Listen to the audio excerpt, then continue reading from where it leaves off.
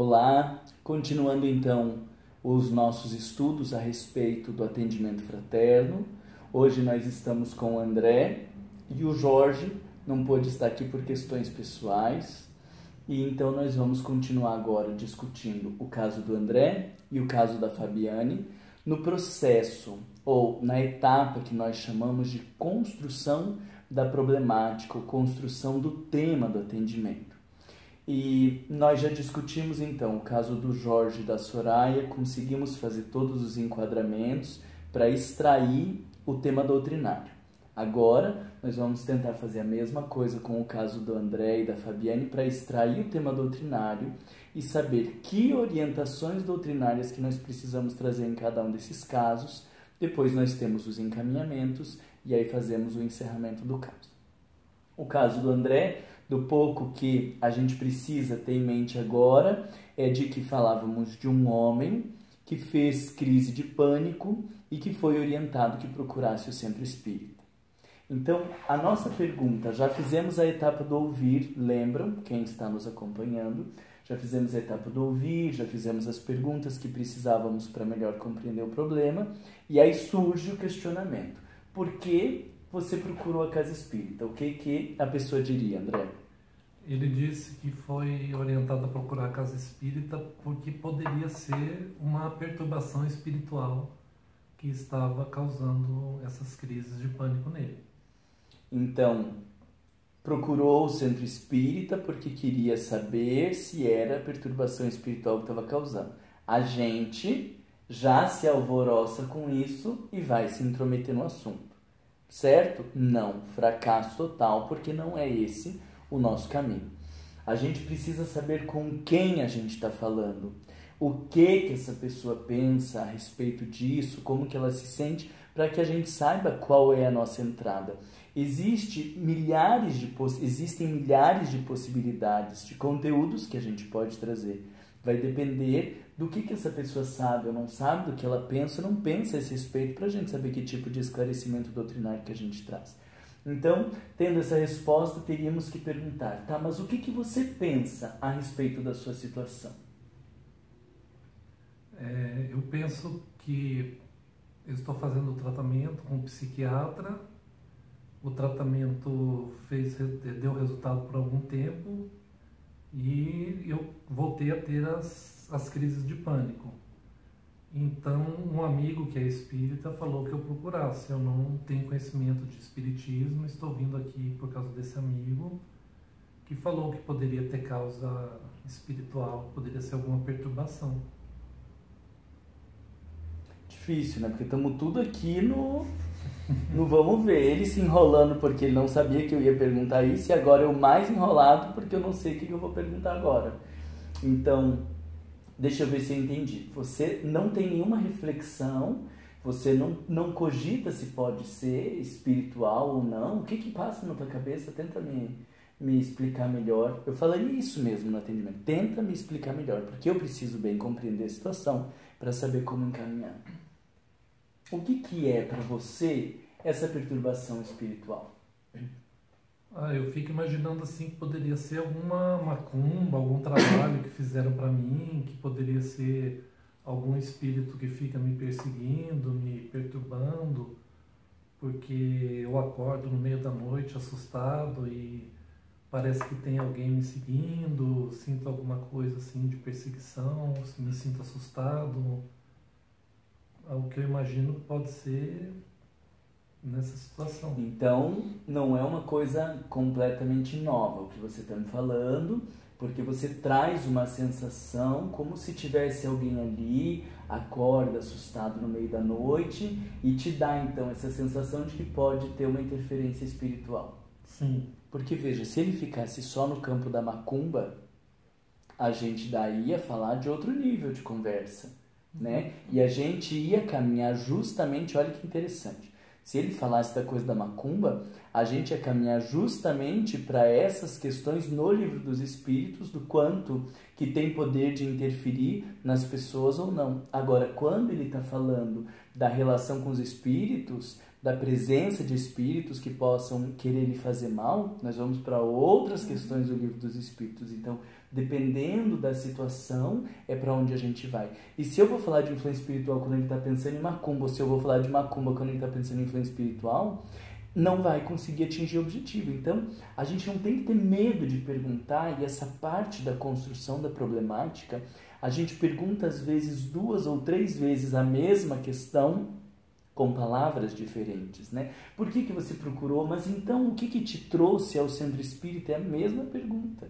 Mas para fazer com que a pessoa fale e a gente entenda quais são as suas expectativas, o que ela está pensando ou sentindo a respeito dessa situação. E aqui, não sei, agora vejam vocês que estão ouvindo, se fica configurado. Nós estamos falando, repetiríamos isso para a pessoa, né? Mas nós estamos falando, então, de uma situação de um transtorno mental, as crises de pânico, fazendo um tratamento com um psiquiatra, não tendo bons resultados, e você cogita que estes mesmos sintomas possam ser produto da interferência dos espíritos na tua vida. Essa é a situação? Essa é a situação.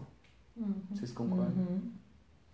Fizemos agora a construção do tema, porque nós estamos agora com clareza entendendo que o tema doutrinário dessa pessoa é se os espíritos influenciam na nossa vida, como que eles influenciam, até onde que eles influenciam. Bom, é disso que nós vamos falar nesse atendimento. Nós não estamos falando nem de pânico. Veja que interessante, porque a gente começou numa situação e eu achei que a gente ia ter que falar de pânico. Mas agora o que a gente está falando é de influência espiritual. E se isso serve para ele compreender o pânico, se isso vai ser mais um elemento no meio de tudo que ele está usando para compreender a sua situação, é uma questão dele. Mas a nossa é ajudar a oferecer subsídios para que ele consolide essa hipótese de se os espíritos podem influenciar a tal ponto ou agir dessa maneira na sua vida. Fica claro, né? Sim. Mas vocês veem que tem que dar uma mexida. Você acha que teria alguma coisa mais para perguntar? Ou que a gente deveria ter investigado antes? Porque agora nós ouvimos tudo que tínhamos que ouvir, perguntamos e vamos começar a trazer esclarecimentos doutrinários para esse caso. Você acha que tem alguma coisa que a gente não investigou? Alguma coisa que teria que pensar que a gente não pensou? Ou que teria que perguntar que a gente não perguntou? Não sei assim, se ele sentia alguma coisa, escutava... se ele, né, porque ele tem essa coisa do pânico, será que ele não está escutando algumas vozes? Isso, Tá, mas por que você perguntaria isso? pela influência espiritual, né, que ele diz. Mas por que você perguntaria? Ele já está cogitando que isso pode ser uma influência espiritual. Para saber se não era mediunidade. Mas você vai saber. Não tem como, né? Porque você pode perguntar e ele pode fazer descrições claras. E aí a gente faz o quê? Vai dizer, olha, os teus sintomas são de mediunidade? Sim. Não. Claro. Diferente. Então veja, bom isso que a Fabiane traz para a gente pensar assim. Chega ele dizendo, eu faço crises de pânico e me disseram que isso pode ser mediunidade. E eu queria entender melhor o que é mediunidade para eu saber se é ou não. Aí nós vamos falar de mediunidade. Entendi. Mas agora nós não vamos entrar nisso, porque a questão que ele nos traz é sobre a influência espiritual, e nós vamos falar de influência espiritual. Entende? É sutil, né? É sutil, Mas, em geral, a gente está atravessado, indo para um lado, quando a pessoa quer ir para o outro. E às vezes pode ser que a pessoa não está tão claro o tema dela, está atrapalhada, aí tu faz uma pergunta dessa e é capaz de direcionar ainda, né? Sim.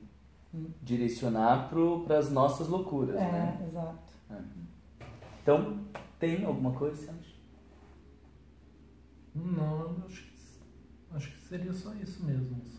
Será que vale a pena perguntar para ele quando que ele percebe que começou isso, se teve algum gatilho específico, talvez para relacionar? A crise? A crise, Pode, mas daí a gente vai entender quando que apareceu o sintoma. Mas eu tô me perguntando aonde que isso vai interferir na orientação doutrinária. Por exemplo, se ele perdeu alguém e depois, logo na sequência, ele já começa a ter isso, que aí talvez tenha um segundo motivo aí, um segundo tema, né? Seria? possível. Se teve algum trauma, uma perda, né? Porque deve se de falar disso. Mas você não acha que isso apareceria na fala se fosse uma coisa importante para ele? Vamos supor, desde que eu perdi minha mãe, começou esses negócios, eu fiquei muito mal com ela. Você não acha que a queixa dele apareceria, né?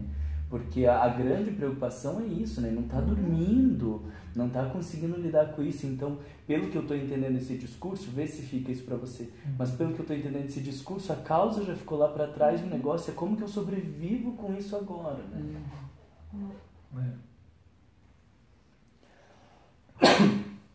A gente tá tudo tossindo, nariz correndo, que aqui em Curitiba tá um frio horroroso, estamos tudo fechado aqui. E daqui pra frente só vai piorar, tá? Então cada dia a gente vai vir mais... Ah não, mas tem um ar-condicionado quentinho, que daí a gente liga daqui a pouco. Vamos pro caso da Fabiana, então. Então nós já temos lá, relembrando, ver se eu lembro direito. Já ouvimos, né, tudo isso de um pai que vem com um filho que estavam no parque e numa brincadeira lá com um negocinho... bate no avô, que seria o pai do moço que nos procura, ele morre e a partir disso tem um monte de coisas que estão acontecendo juntas e um monte de queixas no meio de tudo isso, e a gente agora teria que perguntar, ok, mas então, por que você procurou o centro espírita? Ah, mas ele já falou. Não perca essa oportunidade de dar possibilidade da pessoa enquadrar. Por quê? Ele pode ter falado um monte de coisas e eu suponho o que mais lhe toca, e ele também tem o direito de, no meio da fala, repensar suas questões. Então, às vezes a gente tá aqui perguntando e tá indo para uma coisa e outra e ele tá pensando um monte de coisas que não tinha pensado. Aí quando eu pergunto de volta, mas por que você procurou o centro espírita? Pode ser que apareça uma resposta que inicialmente não tinha aparecido. Então, aqui terminando de ouvir tudo que trouxe, perguntaríamos, por que você procurou então o centro espírita? Porque eu não sei o que eu vou fazer com meu filho. Então eu quero uma ajuda para que vocês me orientem. O que eu posso fazer com ele nesse momento? Aí, gente, danou-se. Danou-se por quê? O que a gente vai dizer que faz com um filho desse? Eu sou psicólogo, fulano é pedagogo, cala tudo a boca, não interessa qual é a tua formação profissional. Porque o que a doutrina espírita tem para falar dessa criança? Nada. A gente não sabe o que é o caso. A gente não sabe se o menino está assim porque ele está obsidiado. A gente não sabe se ele se sente culpado. A gente não sabe como que esse pai está tratando. Então a gente precisa sair deste lugar de quem vai resolver o problema. Porque isso não nos cabe responder. A nossa resposta aqui, falo seguramente, a nossa resposta agora seria de dizer, mas isso não é responsabilidade do centro espírita. Por quê? Porque uma criança que está com problema de comportamento, ela precisa ser avaliada por um psicólogo, ou um psicopedagogo, um pedagogo, algum profissional da área de educação que compreenda de psicologia infantil, para saber o que está acontecendo com essa criança e poder orientar esse pai de como ele age com essa criança. A gente não tem condições para isso. Vamos convidar para vir a evangelização? É óbvio. Vamos convidar para o passe? É óbvio. Mas não vamos tomar por inteiro a responsabilidade. Então a gente poderia dizer nessas palavras, olha, em relação a como lidar com o seu filho, nós não temos como lhe ajudar, porque precisa de um profissional especializado, que vai compreender o caso, que vai entender o que está acontecendo e vai poder dizer. Agora, qualquer coisa que a gente disser vai ser sem conhecer o caso, sem entender a problemática. Precisa de uma avaliação segura para que te direcione isso. E aí nós te recomendamos que você faça uma avaliação psicopedagógica ou que você faça uma avaliação psicológica com um profissional que consiga te ajudar a compreender esse caso. Mas independente disso, nós convidamos para que ele venha na evangelização, para que ele receba o passe e que, existindo questões da dimensão moral e espiritual, com certeza ele vai ser auxiliado nas aulas de evangelização e no passe. Ponto. Então, disso te digo claramente que a gente não tem como te ajudar mais, além de convidá-lo para vir para a evangelização e dizer que ele procura de um especialista. Mas e além disso, existe alguma outra coisa que te moveu a vir para o centro espírita, além de saber como lidar com o seu filho? Pois é, porque assim, ó, eu sempre fico muito triste e ele percebe essa minha tristeza. E eu me sinto ruim por ele perceber que eu tô triste. E ele chega a verbalizar, inclusive, que eu o culpo pela morte do meu pai, porque ele me vê triste. Você fala isso, que você culpa, ou ele diz que acha que você culpa? Ele diz. Então aí eu movimento atenções para ele, para tentar compensar isso, e nada chega, eu faço. Deixa eu só fazer um parênteses aqui, como se fosse um making off aqui. Ele assumiu que ele culpava o filho? Assumiu. Nas entrelinhas ele assumiu. A dicotomia de sentimentos, assim, né? Um pouco ele culpava, outro pouco se culpava. Se culpava por culpar o filho. Por culpar o filho, tá. Porque sabia que as coisas aconteciam. Então poderíamos daí dizer, você disse que você culpa e talvez o teu filho esteja sentindo isso, né? E mais um motivo para levá-lo para a psicoterapia, para que ele consiga ter um espaço para trabalhar com esses sentimentos e um profissional que possa lhes ajudar nessa situação, né? Mas me diz, a doutrina espírita, o que ela acha? Aí, ó, que bom que ela já trouxe, mas se ela não trouxesse, eu ia perguntar, e você? O que pensa, ou como que você se sente na situação? Mas se já está trazendo, ótimo, a gente não precisaria nem perguntar. O que a doutrina... Na verdade, o que ele vai perguntar é assim, o que a doutrina espírita diria sobre isso? Meu filho é culpado?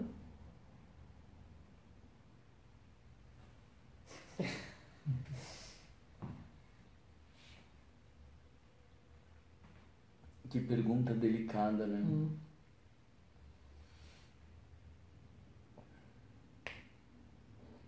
Porque aí o que eu estou pensando é que a gente teria que falar de planejamento reencarnatório, né?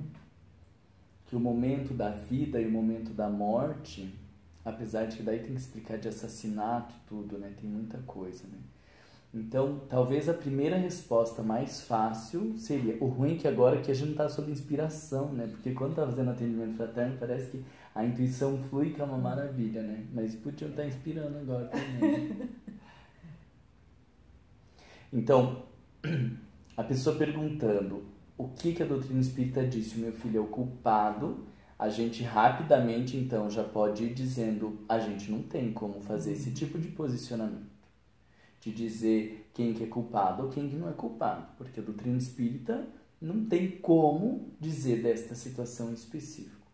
O que a gente tem como compreender é que o instante da morte, ele faz parte de um planejamento reencarnatório. Aí poderíamos, hoje eu nem trouxe o livro dos Espíritos porque a gente não ia trazer os conteúdos doutrinários, mas numa pergunta dessa a gente já poderia trazer lá as questões de fatalidade, mostrando que a única coisa que existe de fatal é o momento da morte, que não acontece assim a esmo, mas que se chega o momento da morte é porque aquilo ali fazia parte de uma programação. Então, agora... Culpa também é uma palavra muito pesada, né, que a gente poderia abordar, e eu estou aqui pensando que talvez culpa seja um tema doutrinário importante, porque ou culpa o filho, ou se culpa, então está no meio desse enrosco, né? Se perguntasse para ele como que você está se sentindo no meio de tudo isso, ou o que você está pensando de tudo isso, o que você acha que ele diria? Ele diria que em relação assim quem é culpado ou não, ele não sabe, mas assim teoricamente ele sabe que é uma fatalidade, que as fatalidades acontecem, mas ele não está conseguindo. Mas fala por ele. Então, eu não estou conseguindo superar a dor da perda que eu sinto pelo meu pai. Mas olha só. Aí já é outra coisa que aparece. Vê como é delicado, né? Porque aí nós já estamos falando da dificuldade de lidar com perda. Vocês veem como é sutil? Porque aí quando traz isso, então nós temos a dificuldade de lidar com perda. É outro conteúdo E aí ele está culpando o que for. Talvez a culpa no sentido de suportar ou de tentar arrumar alguém para justificar e tentar amenizar essa dor, né? Uhum. Então você me fala, poderíamos abordar assim, tá? Mas você me fala então da culpa e você fala dessa dificuldade de suportar a perda do seu pai. O que você daí vê de tudo isso? O que você acha que mais te toca?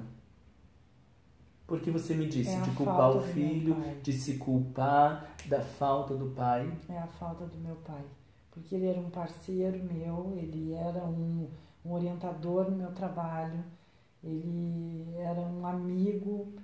Eu sinto muita falta dele, muita falta dele. E eu acho que dessas coisas que tu me apresenta, que eu falei, é a falta dele que eu sinto. E aí eu quero encontrar uma razão para isso, por que isso aconteceu. Porque você não consegue pensar por que uma coisa que gera tanta dor aconteceu na tua vida. Exatamente. Então aí parece que vai configurando um pouco melhor a questão do planejamento reencarnatório, da desencarnação e da fatalidade. E que talvez discutindo estas coisas, aquela questão lá de culpa até se dilua, porque daí não precisa encontrar um culpado, né? Quando a gente reconhecer que isso faz parte de um planejamento, quando a gente reconhecer que isso é um movimento da natureza, talvez daí alivia um pouco, né? Até a coisa da culpa, né? Então aqui nós configuramos, nós temos então ali o tema influência espiritual e aqui nós temos o tema morte, planejamento reencarnatório e fatalidade, que estão todos juntos. O que a gente vai fazer agora é o próximo passo, que é trazer o conteúdo doutrinário. Então nós precisamos de ter o Livro dos Espíritos e o Evangelho. Na nossa casa nós sempre usamos esses dois livros como principais referências para que a gente traga destas duas obras o conteúdo doutrinário para auxiliar essas pessoas. Isso vai ser a continuidade do nosso próximo vídeo. Até lá!